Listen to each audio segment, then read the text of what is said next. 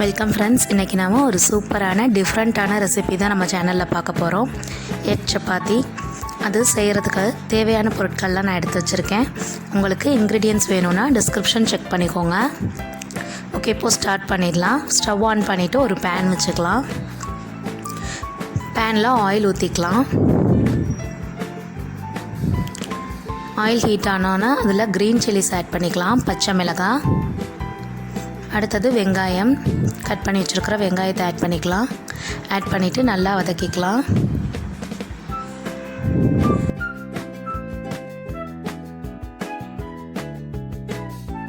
வெங்காயம் வதங்கிட்டு இருக்கும்போதே இதுக்கு தேவையான உப்பை ஆட் பண்ணிக்கலாம். உப்பை ஆட் பண்ணிவிட்டு சேர்த்து வதக்கிக்கலாம். அடுத்தது இஞ்சி பூண்டு பேஸ்ட் ஆட் பண்ணிக்கலாம்.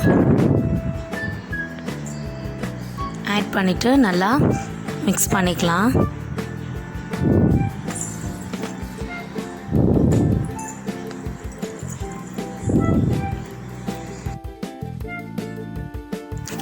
இப்போ இதில் மஞ்சத்தூள் சேர்த்துக்கலாம்.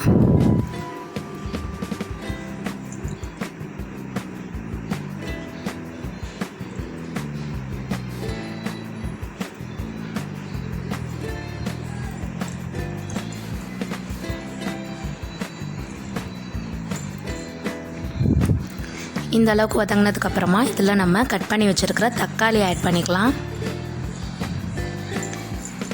தக்காளி சேர்த்து நல்லா வதங்க விட்டுறலாம்.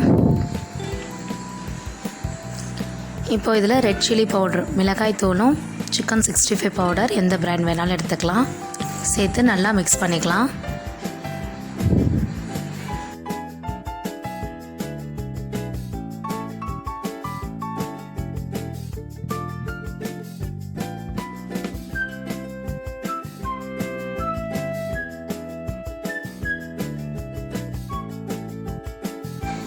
இப்போ இதில் 1/4 கப்புக்கு கம்மியாகவே கொஞ்சம் தண்ணி சேர்த்துட்டு நல்லா வதங்க விட்டுறலாம். இந்த ஸ்டேஜில் இதில் நம்ம முட்டை ஆட் பண்ணிக்கலாம்.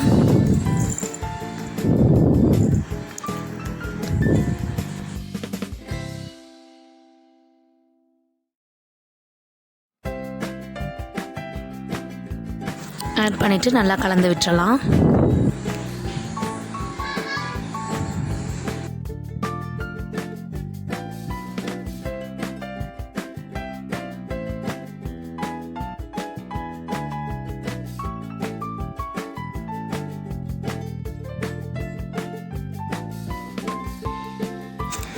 இந்த மாதிரி கலந்து விட்டுட்டு இதில் நம்ம சப்பாத்தி பீசஸை ஆட் பண்ணிடலாம்.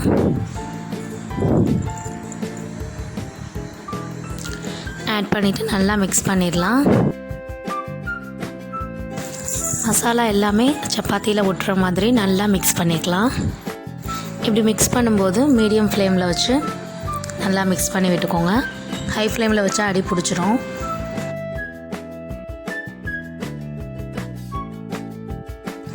லாஸ்ட்டாக இதில் மல்லி இலைகள் தூவி இறக்கிடலாம்.